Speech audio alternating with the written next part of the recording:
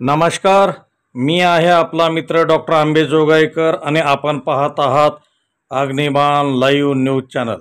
आपल्यासमोर जो व्हिडिओ सुरू आहे तो आहे यवतमाळ जिल्ह्याच्या उमरखेड तालुक्यातील आणि उमरखेड तालुक्यामध्ये सध्या जलसिंचनाचे कामे मोठ्या प्रमाणात सुरू आहेत आणि ह्या कामामध्ये मोठा बोगसपणा आणि भ्रष्टाचार होत असल्याचे दिसून येत आहे। अनेक कामे पहिले झालेले आहेत, त्याचं नूतनीकरण करून पैसे दाबण्याचा प्रयत्न सुरू आहे। त्याचबरोबर निव्वळ खोदकाम करून त्यावर मुरुम टाकून नाली बांधण्याचे काम सध्या सिंचन विभागाकडून सुरू आहेत।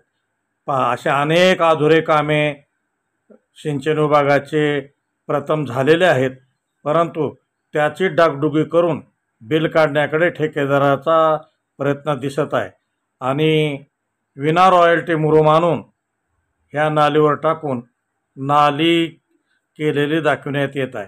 आणि जे सिमेंटचे कामं आहेत ते सिमेंटच्या कामावर कुठेही पाणी टाकले जात नाही, क्युरिंग अजिबात नाही, त्यामुळे हे कामं ठिसूळ होत आहेत आणि याकडे मात्र ज्याच्यावर देखरेखी करणारे इंजिनियर्स आहेत, अभियंते आहेत, त्यांचं मात्र दुर्लक्ष आहे।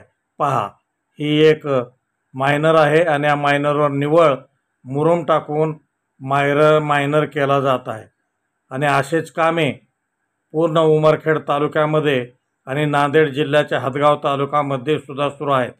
आणि हा बोगसपणा मात्र वरिष्ठ अधिकाऱ्यांना कसा दिसत नाही हा सवाल सध्या नागरिकांकडून विचारला जात आहे।